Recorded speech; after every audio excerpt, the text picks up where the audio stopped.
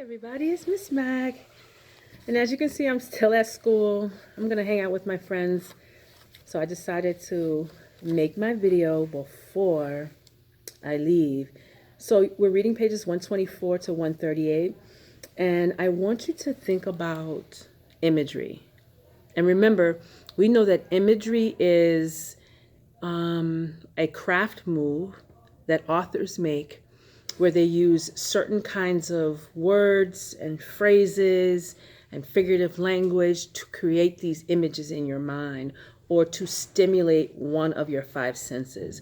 So when you read something that where an author is deliberately creating images to make you think of something, to make you feel something, to make you remember a smell or the way something tastes, that is imagery. So the reason that we're looking at imagery as we read these pages is because we want to think about how imagery supports the development of motif. And so many times authors are layering on these techniques or these craft moves to make their writing more interesting, more palpable to the reader. So join me on page 124, won't you? And we're going to talk about imagery and how imagery is used to develop motif. I'm also going to be pointing out some interesting facts as we read that will help you on your quiz tomorrow. So here we go. What God knows. We pray for my grandfather. Ask God to spare him even though he's a non-believer. We ask that Jehovah look into his heart, see the goodness there. But my grandfather says he doesn't need our prayers. I work hard, he says. I treat people like I want to be treated. God sees this. God knows. At the end of the day, he lights a cigarette, unlaces his dusty brogans, stretches his legs. God sees my good, he says. Do all the preaching and praying you want, but no need to do it for me. Okay, 125, new playmates. Beautiful brown dolls come from New York City, fancy stores my mother has walked into. She writes of elevators, train stations, buildings so high they hurt the neck to see.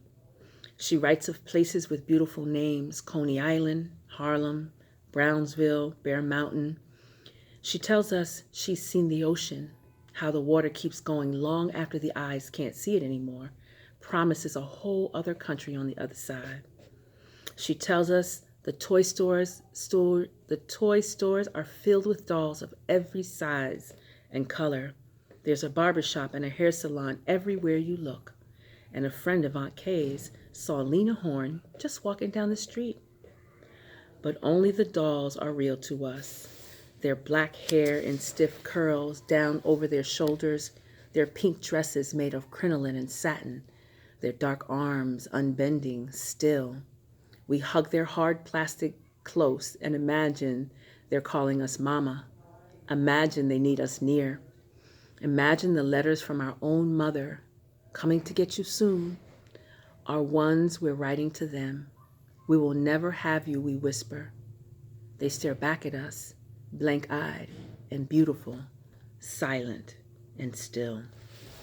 So let's go back, flip back to page 124. Is everybody there? What is the imagery on this page? Are we seeing some imagery on this page? Something that brings something to mind to you. And if you do, I want you to highlight, underline, or circle and gist and tell me imagery that you see, if you see imagery on that page. Okay, I'll give you a couple of minutes to get your gisting on. And then let's move on over to new playmates. I'm just thinking about the second stanza, and this kind of just creates an image in my mind. She writes of places with beautiful names, Coney Island, Harlem, Brownsville, Bear Mountain.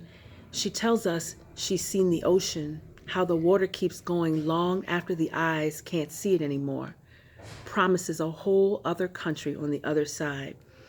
That's a beautiful piece of imagery because you can imagine standing at the ocean and seeing the water go on and on and on forever. And Jacqueline Woodson paints a really beautiful picture here as she reads the letters that her mother writes. So that's a really nice piece of imagery that kind of describes the New York of the 1960s where her mother is and some of the things that her mother is experiencing for the first time. So coming from South Carolina, which is mainly inland and doesn't really have any large masses of water near it, unlike we do here in New York. And that's a lovely piece of imagery. So highlight, underline, or circle how the water keeps going long after the eyes can't see it anymore, promises a whole other country on the other side. Write imagery there and start thinking about what motif that imagery might be developing. Let's move over to page 127, down the road. Again, we're thinking about and we're looking for signs of imagery, those words and phrases that Woodson uses to conjure up something in your mind. Okay, down the road.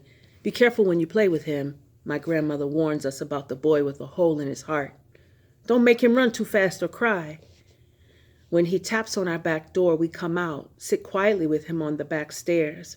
He doesn't talk much, this boy with the hole in his heart. But when he does, it's to ask us about our mother in New York City.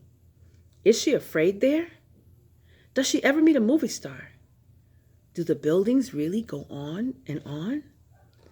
One day he says, so soft, my brother, sister, and I lean in to hear, I'm gonna go to New York City. Then he looks off toward Cora's house down the road. That's south, my sister says. New York's the other way. So that's kind of funny right there that he's talking about going to New York and he's looking in the wrong direction. Let's continue, guys. Make sure you're doing your annotations and that you're doing 2 gists per page. And remember, your gists aren't necessarily pointing out imagery or motifs if there's nothing on that page that sort of stands out to you as motif or imagery. But you can be gisting for what's important about that page or what's the main idea about that particular poem. Okay, think about CSCRT, even though we're not really doing CSCRT on each of these pages. Think about CSCRT because that will help you to determine what you should be annotating and gisting for. Let's move on over to page 128, God's Promise. It is nearly Christmas time. On the radio, a man with a soft, deep voice is singing, telling us to have ourselves a merry little. Nickeltown windows are filled with Christmas trees. Cora and her sisters brag about what they are getting, dolls and skates and swing sets. In the backyard, our own swing set is silent, a thin layer of snow covering it. When we are made to stay inside on Sunday afternoons, Cora and her sisters descend upon it, take the swings up high, stick their tongues out at us as we stare from behind our glassed-in screen door. Let them play, for heaven's sake, my grandmother says. When we complain about them tearing it apart, your hearts are bigger than that. But our hearts aren't bigger than that. Our hearts are tiny and mad. If our hearts were hands, they'd hit. If our hearts were feet, they'd surely kick somebody. So I think there's a motif that's coming up for me here. And this is the motif of grandmother's warnings. That keeps coming up for me, how their grandmother is warning them not to play with certain people, not to make the boy with the hole in his heart run too fast, not to worry about the other kids using their swing. So I think that's a really strong motif, and I would add that to your tracker because you're tracking motif, and that's a really strong motif, this notion of grandmother's warnings. And that might be a quiz question. As a matter of fact, that will be a quiz question. All right, let's go. The other infinity.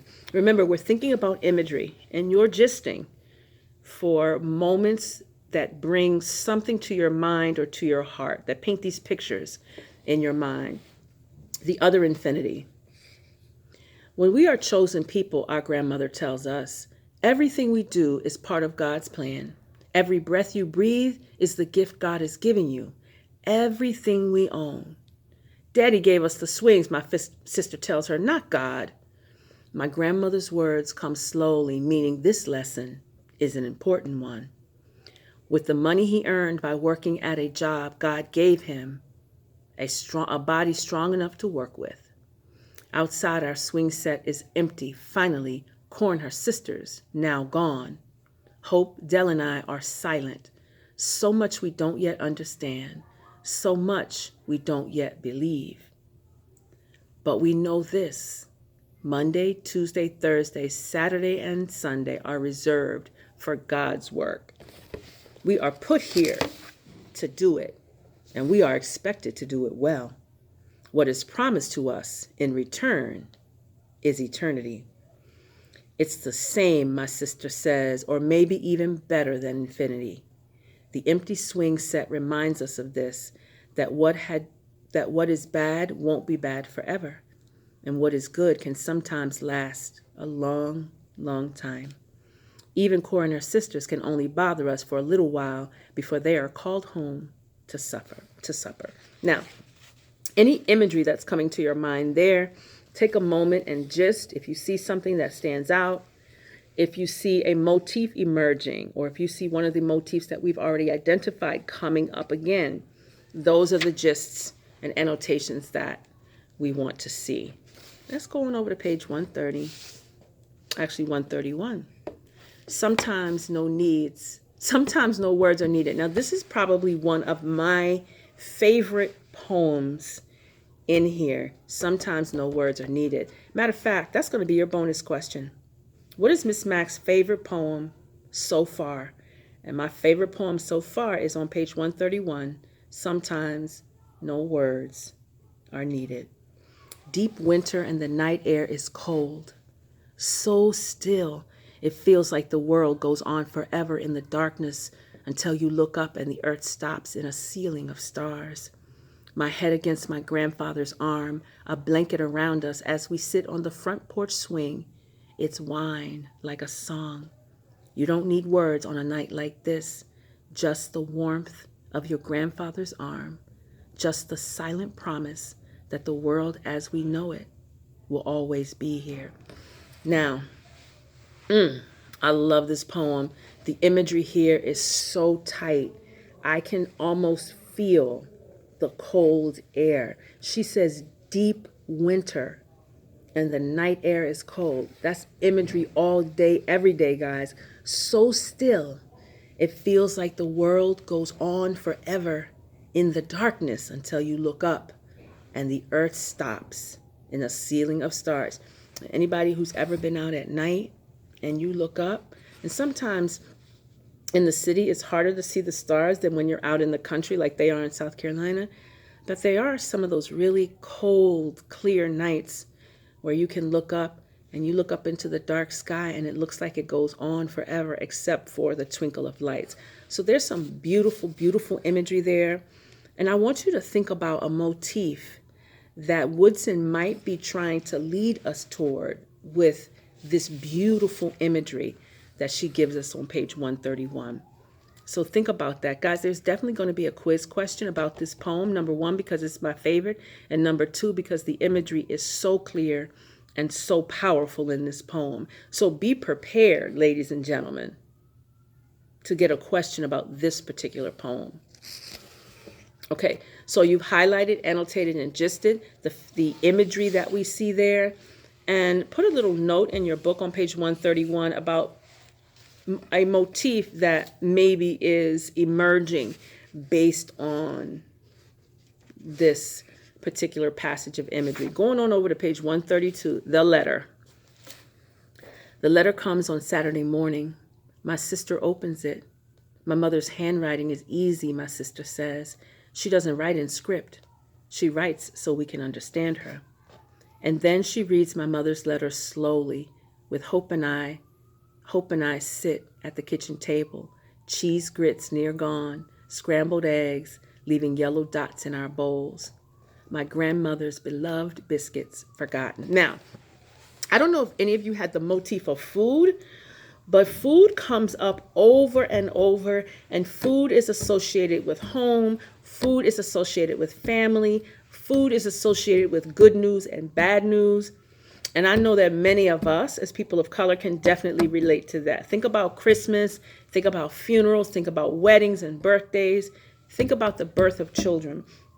These are occasions, these are life events where we connect with food. And so food is a motif. That should be on your motif tracker with your own evidence and page numbers. But I just think that she's about to do something monumental here, and that is read a letter from her mother, and they have just finished eating breakfast. Let's continue. Middle of page 132. She's coming for us, my sister says, and reads the part where my mother tells us her plan. We're really leaving Greenville, my sister says, and Hope sits up straighter and smiles. Now remember, Hope is the one who can't stand the South.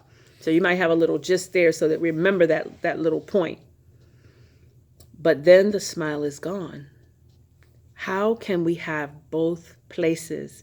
How can we leave all that we've known, me on Daddy's lap in the early evening, listening to Hope and Dell tell stories about their lives at the small school a mile down the road? I will be 5 one day, and the Nickeltown school is a mystery I'm just about to solve. And what about the fireflies and ditches? And what about the nights when we all climb into our grandparents' bed and they move apart, making room for us in the middle? And maybe that's when my sister reads the part I don't hear. A baby coming. Another one? A brother or sister? Still in her belly, but coming soon? She's coming to get us, my sister says again, looking around our big yellow kitchen, then running her hand over the hardwood table as though she's already gone and trying to remember this. Again, guys, I'm seeing some beautiful imagery here. The imagery where she's talking about fireflies and ditches and the nights that they climb into their grandparents' bed. I can just picture that, ladies and gentlemen, in my head. And then this imagery we have of her sister sort of taking in the kitchen as if she's trying to remember it, because when they leave, these are very important memories that will come up for them as they grow up in New York. And so the motif of memory is being illustrated here. And I think somebody, I'm not sure who it was in first or second period, maybe even fourth period, who talked about the motif of memory. So think about the imagery that we see here. Think about the motif of memory. And what does this imagery do to help develop that motif? Okay, page 134, guys. Join me, won't you? One morning, late winter. Then one morning, my grandfather is too sick to walk the half mile to the bus that takes him to work. He stays in bed for the whole day, waking only to cough and cough and cough. I walk slow around him, fluffing his pillows, pressing cool cloths over his forehead, telling him the stories that come to me again and again. This I can do. Find him another place to be when the world is choking him. Tell me a story, he says, and I do. So again, you see this motif of sort of family and the bond that she shares with her grandfather come up again in this particular poem as she takes care of her grandfather, who for the first time, it seems, is too sick to go to work. And so I feel this feeling of worry and this feeling of stress for this little girl, Jacqueline Woodson, who really, really loves her grandfather. So think about the imagery there. I can almost picture the room as dark. He's really sick. He's probably talking really low. And he really just wants this time with his granddaughter. And she feels that while there's not a lot she can do, what she can do is what her grandfather asks, and that is to tell him a story. Okay, guys, we're almost there. Remember, you're thinking about imagery, and I want to see these annotations tomorrow. Much of the work that we do tomorrow is going to be around imagery, recognizing and identifying imagery, and then talking about how that imagery supports the development of motif. Okay? All these things are interconnected, which is why I love literacy so much. New York baby. Okay, page 135. Guys, we're almost there. When my mother returns, I will no longer be her baby girl. I'm sitting on my grandmother's lap when she tells me this. Already so tall my legs dangle far down, the tips of my shoes touching the porch mat. My head rests on her shoulder now where once it came only to her collarbone. She smells the way she always does, of pine soil and cotton Dixie peach hair grease, and something warm and powdery. I want to know whose baby girl I'll be when my mother's new baby comes, born where the sidewalks sparkle, and me, just a regular girl. I don't know how much I loved being everyone's baby girl until now, when my life as a baby girl is nearly over. Okay, stop there. How many people have experienced that? You're the only child or you're the youngest, and then mom and dad makes, or auntie makes an announcement that I'm having a baby, and your position as either the only or the youngest is suddenly going to be taking. And this is what Jacqueline Woodson is talking about here. So think about that imagery. Think about her saying that the sidewalks sparkle. What is she talking about right there? And where is she talking about? Give me a gist there, guys, about the sparkle of the sidewalks. Last poem, my loves, or is it? Is there one more after this? Yeah, one more after this. So leaving Greenville, I'm on page 136. We're thinking about and we're annotating for imagery and motif. My mother arrives in the middle of the night, and sleepily we pile into her arms and hold tight. Her kiss on the top of my head reminds me of all that I love, mostly her. It is late winter, but my grandmother keeps the window in our room slightly open so that the cold, fresh air can move over us as we sleep. 2 thick quilts, and the 3 of us, side by side by side. This is all we know now. Cold pine breezes, my grandmother's quilts, the heat of the wood-burning stove, the sweet, slow voices of people around us. Red dust wafting, then settling as though it said all it needs to say. My mother tucks us back into our bed, whispering, "We have a home up north now." I am too sleepy to tell her that Greenville is home, that even in the wintertime, the crickets sing us to sleep. And tomorrow morning, you'll get to meet your new baby brother. But I am already mostly asleep again, 2 arms wrapped tight around my mama's hand. Guys, there is some really, really gorgeous imagery in this particular poem. I'm thinking about the bottom of page 136 where she says, cold pine breezes, my grandmother's quilts, the heat of the wood-burning stove, the sweet, slow voices of people around us, red dust wafting, then settling as though it said all it needs to say. Beautiful, beautiful imagery there. I want you to highlight, underline, gist, and tell me about this imagery and what motif comes to mind with this beautiful imagery describing her life with her grandmother and grandfather in South Carolina. Guys, last page, we're on page 138, Roman. Last one. The name is as strange as he is. This new baby brother, so pale and quiet and wide-eyed. He sucks his fist, taking us all in without even blinking. Another boy, Hope says, now it's even Steven around here. But I don't like the new baby of the family. I want to send it back to wherever babies live before they get here. When I pinch him, a red mark stays behind, and his cry is high and tiny, a sound that hurts my ears. That's what you get, my sister says. His crying is him fighting you back. Then she picks him up, holds him close, tells him softly, everything's all right. Everything's always going to be all right, until Roman gets quiet, his wide black eyes looking only at Dell as if he believes her.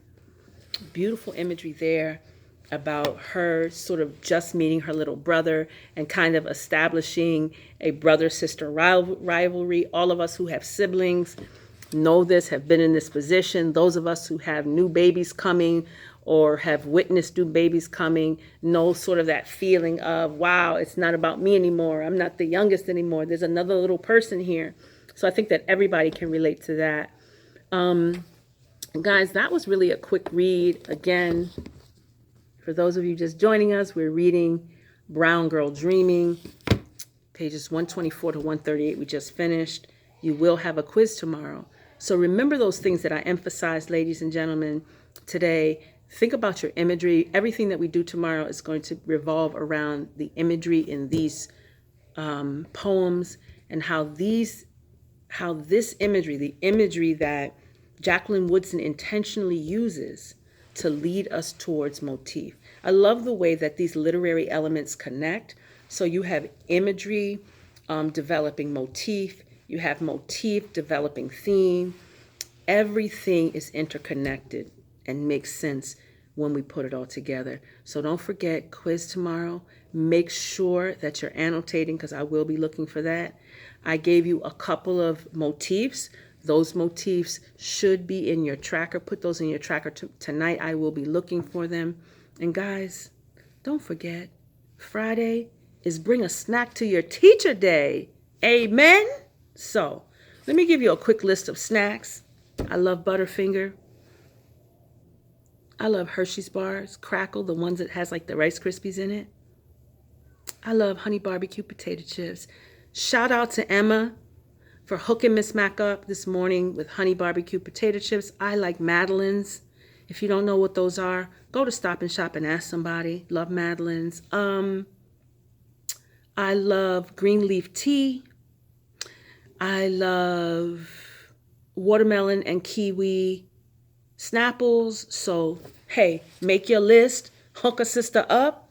Get ready for that quiz, guys. See you tomorrow. Deuces.